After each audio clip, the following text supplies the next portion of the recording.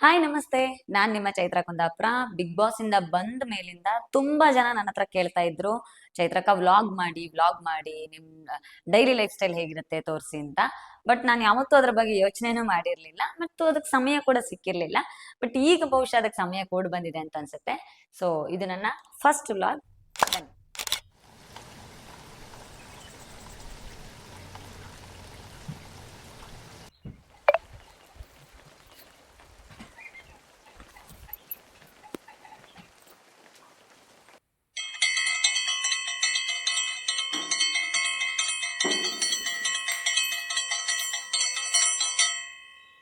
ಇವತ್ತಿನ ದಿನದ ಪೂಜೆ ಮುಗಿಸಿದೀನಿ ನಾನೀಗ.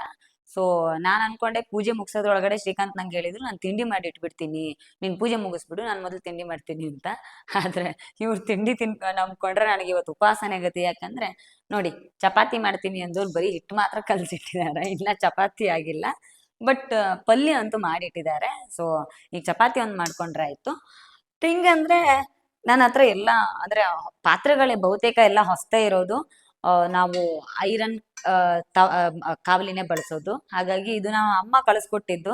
ಯಾಕಂದ್ರೆ ಹೊಸ್ದಾಗ್ ಬಂದ ತಕ್ಷಣಕ್ಕೆ ನನಗೆ ಕಾವಲಿಗಳನ್ನೆಲ್ಲ ಹೊಸ್ದಾಗ್ ಉಪಯೋಗ್ಸಕ್ ಆಗಲ್ಲ. ಯಾಕಂದ್ರೆ ಕಬ್ಬಿಣದ ಕಾವಲಿಗಳನ್ನ ಗಂಜಿ ಹಾಕಿ ಎಣ್ಣೆ ಹಾಕಿ ಅದನ್ನ ತುಂಬಾ ತಗ್ಸೋದಕ್ ಪ್ರೊಸೆಸ್ ಇರುತ್ತೆ, ಅದೆಲ್ಲ ಆದ್ಮೇಲೆನೆ ಬಳಸ್ಬೇಕು.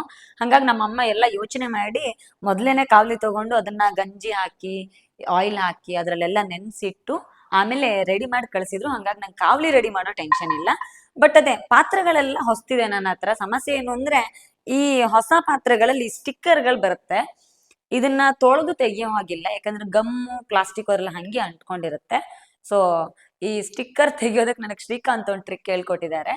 ಗೊತ್ತಿಲ್ಲ ಹೆಂಗ್ ವರ್ಕ್ ಆಗತ್ತೆ ಅಂತ, ನೋಡೋಣ. ಈ ತರ ಸ್ಟಿಕ್ಕರ್ ಇರೋ ಪಾತ್ರೆಗೆ ಮೊದಲು ಸ್ಟವ್ ತೊಳಿಬಾರ್ದು, ನೀರ್ ಹಾಕ್ಬಾರ್ದಂತೆ. ಸೊ ಹಿಂಗೆ ಬಿಸಿಗೆ ಇಟ್ಬಿಡ್ಬೇಕಂತೆ. ನೋಡಿ, ಈ ತರ ಬಿಸಿಗಿಟ್ಟಾಗ ಇದು ಉಬ್ಬುಕೊಂಡು ಹೊರಗಡೆ ಬರುತ್ತೆ ಈ ಸ್ಟಿಕ್ಕರ್ಗಳು. ಸೊ ಈಗ ನೀವು ನೋಡಿ, ಈ ತರ ಓಪನ್ ಆಗ್ತಾ ಇದೆ ನೋಡಿ. ಇದು ಹಿಂಗೆ ಈಸಿಲಿ ಬಂದ್ಬಿಡ್ತು. ಈಗ ಬಿಸಿ ಇದ್ದಿದ್ರಿಂದ ಅದು ಗಮ್ಮು ಕರ್ಗಿದೆ, ಗಮ್ ಕರ್ಗ್ಬಿಟ್ಟು ಈಸಿಲಿ ಬಂದಿದೆ ನೋಡಿ. ನೀಟಾಗಿ ಬಂತು. ಇಲ್ಲ ಅಂತಂದ್ರೆ ಅದು ಗಮ್ ಹಂಗೆ ಉಳಿದ್ಬಿಡ್ತಿರೋದು. ಸೊ ಶ್ರೀಕಾಂತ್ ಪ್ಲಾನ್ ವರ್ಕ್ ಆಗ್ತಾ ಇದೆ ಅಂತ ಅರ್ಥ ಈ ಟ್ರಿಕ್ಸ್. ಸೊ ಯಾರೇ ಆಗ್ಲಿ ಕಾವಲಿನಲ್ಲಿ ತವಾನಲ್ಲಿ ಹೊಸ ಪಾತ್ರೆಯಲ್ಲಿ ಈ ತರ ಏನಾದ್ರು ಇದ್ರೆ ಡೆಫಿನೆಟ್ಲಿ ನೀವು ಬಿಸಿ ಮಾಡಿನೇ ತೆಗೀರಿ. ಬಿಕಾಸ್ ಆ ಗಮ್ಗಳು ಕೂಡ ಒಳ್ಳೇದಲ್ಲ ಆರೋಗ್ಯಕ್ಕೆ. ಸೊ ಇದನ್ನ ಈಗ ನಾವು ನೀಟಾಗಿ ವಾಶ್ ಮಾಡ್ಕೋಬಹುದು.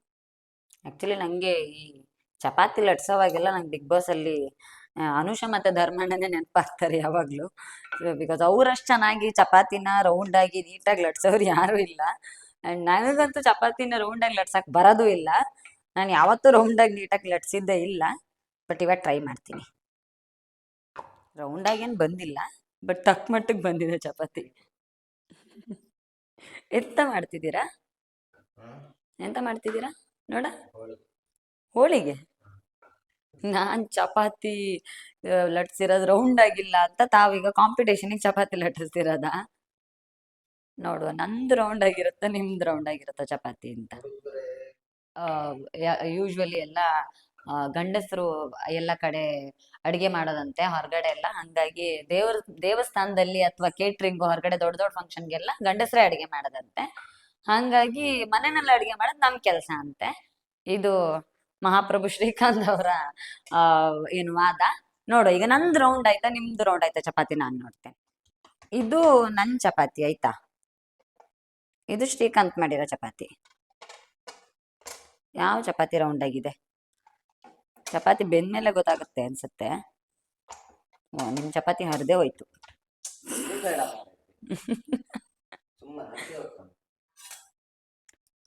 ನೋಡಿ, ಇದು ಶ್ರೀಕಾಂತ್ ಮಾಡಿದ ಚಪಾತಿ ಆಯ್ತಾ. ಇದರ ಶೇಪ್ ನೋಡಿ, ಇದ್ರ ಅವಸ್ಥೆ ನೋಡಿ. ಇದು ಇದು ಚಪಾತಿ ಅಂತೆ. ಇವರೆಲ್ಲ ನಳ ಭೀಮರಾಯರಂತೆ. ಇವರನ್ನೆಲ್ಲ ನಂಬ್ಕೊಂಡು ನಾವು ಊಟ ಮಾಡ್ತೀವಂತೆ, ಇವ್ರ ಅಡ್ಗೆ ನಂಬ್ಕೊಂಡು. ದೇವ್ರೆ. ಬೆಳಗಿನ ಪೂಜೆ ತಿಂಡಿ ಎಲ್ಲ ಮುಗಿಸ್ಕೊಂಡು ಇವತ್ತೊಂದು ವಿಶೇಷವಾಗಿರೋ ಸ್ಥಳಕ್ಕೆ ಹೋಗ್ತಾ ಇದ್ದೀವಿ. ಆ ಸ್ಥಳ ಯಾವುದು ಅಂತ ನಿಮಗೆ ಹೇಳ್ತೀನಿ, ಬನ್ನಿ. ಹಾಯ್, ನಾವು ಈಗ ಶನಿವಾರ ಇವತ್ತು, ಹಾಗಾಗಿ ಶಿರೂರು ಮೂಲ ಮಠಕ್ಕೆ ಹೋಗ್ತಿದ್ದೇವೆ. ಶಿರೂರು ಇವತ್ತು ಮುಖ್ಯ ಪ್ರಾಣ ಆಂಜನೇಯನ ಪೂಜೆ ಚೆನ್ನಾಗಿ ನಡೆಯುತ್ತೆ. ಶಿರೂರು ಮೂಲ ಮಠದಲ್ಲಿ ಮುಖ್ಯ ಪ್ರಾಣ ಆಂಜನೇಯನ ಆರಾಧನೆ ನಡೆಯೋ ಕಾರಣಕ್ಕೆ ಶನಿವಾರ ಆಗಿರುವ ಕಾರಣಕ್ಕೆ ಇವತ್ತು ಅಲ್ಲಿಗೆ ಹೋಗ್ತಾ ಇದ್ದೇವೆ. ಶಿರೂರಿನ ಮಠ, ಮೂಲ ಮಠ ಹೇಗಿದೆ ಅಂತ ತೋರಿಸ್ತೇನೆ, ಮತ್ತು ಅದರ ಇತಿಹಾಸದ ಬಗ್ಗೆ ಕೂಡ ನಾನು ನಿಮಗೆ ತಿಳಿಸ್ಕೊಡ್ತೇನೆ. ಬನ್ನಿ. ಕೃಷ್ಣ ಮಠದ ಅಷ್ಟಮಠಗಳಲ್ಲಿ ಒಂದಾಗಿರುವಂತಹ ಶಿರೂರು ಮಠದ ಮೂಲ ಮಠಕ್ಕೆ ನಾವೀಗ ಹೋಗ್ತಾ ಇರುವಂತಹದ್ದು. ಮಧ್ವಾಚಾರ್ಯರ ನೇರ ಶಿಷ್ಯರಾಗಿದ್ದಂತಹ ವಾಮನ ತೀರ್ಥರು ಈ ಶಿರೂರು ಮಠವನ್ನು ಕಟ್ಟಿಸಿದ್ರು ಅಂತ ಹೇಳ್ತಾರೆ. ಸೊ ಮಧ್ವಾಚಾರ್ಯರು ಮಠವನ್ನು ಸ್ಥಾಪನೆ ಮಾಡಿದ ಸಂದರ್ಭದಲ್ಲಿ, ಅಷ್ಟಮಠಗಳನ್ನು ಸ್ಥಾಪನೆ ಮಾಡಿದ ಸಂದರ್ಭದಲ್ಲಿ ವಾಮನ ತೀರ್ಥರಿಗೆ ಈ ಮಠದಲ್ಲಿ ಆರಾಧನೆ ಮಾಡೋದಕ್ಕೋಸ್ಕರ ಒಂದು ವಿಠ್ಠಲನ ಮೂರ್ತಿಯನ್ನು ಉಡುಗೊರೆಯಾಗಿ ಕೊಟ್ಟಿರ್ತಾರಂತೆ. ಶ್ರೀದೇವಿ ಮತ್ತು ಭೂದೇವಿ ಸಹಿತವಾಗಿರುವಂತಹ ಈ ವಿಠ್ಠಲ ಮೂರ್ತಿಯನ್ನು ವರ್ಮ ವಿಠ್ಠಲ ಮೂರ್ತಿ ಅಂತ ಕೂಡ ಕರೀತಾರೆ. ಬಹಳ ವಿಶೇಷ, ಯಾಕೆಂದರೆ ಎದುರುಗಡೆ ಮುಖ್ಯಪ್ರಾಣನ ಆರಾಧನೆ ನಡೆಯುತ್ತೆ. ಅದು ಮುಖ್ಯಪ್ರಾಣನ ಎದುರುಮುಖವಾಗಿ ವಿಠ್ಠಲನ ಆರಾಧನೆ ನಡೆಯುತ್ತೆ.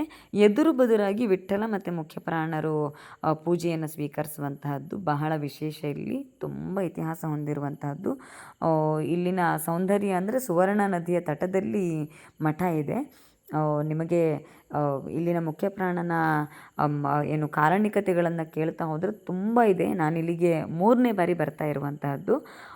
ಸಾಮಾನ್ಯವಾಗಿ ನಾನು ಮೊದಲನೇ ಬಾರಿ ಇಲ್ಲಿಗೆ ಬಂದಿದ್ದು ನನಗೆ ನೆನಪಿರೋ ಹಾಗೆ ಬಹುಶಃ 2017-18 ಆಗಿರಬಹುದು ಅಂದ್ಕೊಳ್ತೀನಿ. ಇಲ್ಲ, ಅದಕ್ಕಿಂತ ಮುಂಚೆ ನಾನು ಕಾಲೇಜ್ನಲ್ಲಿರುವಾಗ ನಾನು ಯಕ್ಷಗಾನ ಮಾಡೋ ಸಂದರ್ಭದಲ್ಲಿ ತಾಳಮದ್ದಳೆಗೆ ಅಂತ ಬಂದಿದ್ದೆ. ಇಲ್ಲಿನ ಮುಖ್ಯಪ್ರಾಣ ಎಷ್ಟು ಕಾರಣಿಕ ಅಂತಂದರೆ, ನಾವು ಮಾಡ್ತಿದ್ದ ತಾಳಮದ್ದಳೆಯಲ್ಲಿ ಶರಸೇತು ಬಂಧ ಅನ್ನುವಂಥ ಪ್ರಸಂಗಕ್ಕೆ ತಾಳಮದ್ದಳೆ ಮಾಡ್ತಾಯಿದ್ವಿ.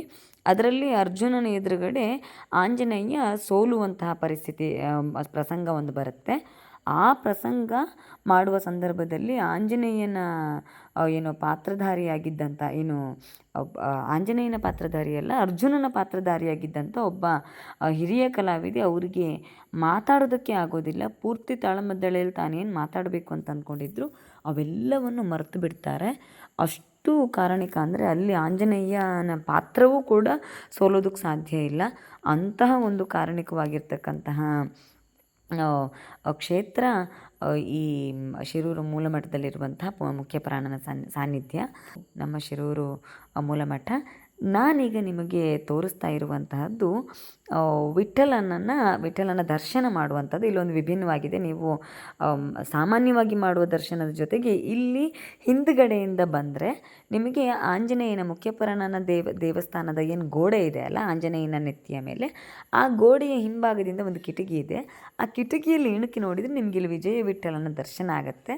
ಇದು ಒಂದು ಬಹಳ ವಿಭಿನ್ನವಾಗಿರ್ತಕ್ಕಂತಹದ್ದು. ಯಾವತ್ತಾದರೂ ನೀವು ಶಿರೂರು ಮಠಕ್ಕೆ ಬಂದರೆ ಹೀಗೆ ನೋಡುವುದನ್ನು, ಹೀಗೆ ಕಿಂಡಿಯ ಮೂಲಕ ವಿಜಯ ವಿಠ್ಠಲನನ್ನು ನೋಡುವ ಅವಕಾಶವನ್ನು ಖಂಡಿತವಾಗ್ಲೂ ನೀವು ಯಾರೂ ಮಿಸ್ ಮಾಡ್ಕೊಳ್ಬೇಡಿ. ತುಂಬ ಇತಿಹಾಸ ಮತ್ತು ಧಾರ್ಮಿಕವಾಗಿ ಶ್ರೀಮಂತವಾಗಿರ್ತಕ್ಕಂಥ ಮಠ ಈ ಶಿರೂರು ಮಠ. ನೋಡ್ತಿರ್ಬೋದು ನೀವಿಲ್ಲಿ ಜಾತ್ರೆಗಳು, ಉತ್ಸವಗಳು ಬಹಳ ವಿಶೇಷವಾಗಿ ನಡೆಯುತ್ತೆ. ರಾಮನವಮಿಗೆ ಇಲ್ಲಿ ಮುಖ್ಯಪ್ರಾಣವನಿಗೆ ಉತ್ಸವ ನಡೆಯುತ್ತೆ. ಅಷ್ಟು ವಿಶೇಷ ವಿಭಿನ್ನವಾಗಿರುವಂತಹ ಮಠ ಇದು. ಸೊ ನಾವು ಇವತ್ತು ಮೊದಲ ದರ್ಶನ ನಮ್ಮದು ಈ ಮೂಲ ಮಠ ಶಿರೂರು ಮಠಕ್ಕೆ ಬಂದು ಇಲ್ಲಿ ದರ್ಶನವನ್ನು ಮಾಡಿದ್ವಿ. ಸೊ ಈಗ ಇಲ್ಲಿಂದ ನಾವು ದರ್ಶನವನ್ನು ಮುಗಿಸ್ಕೊಂಡು ಮುಂದೆ ಇನ್ನೊಂದು ವಿಶೇಷವಾಗಿರುವಂಥ ಕ್ಷೇತ್ರಕ್ಕೆ ಹೋಗ್ತಾ ಇದ್ದೀವಿ.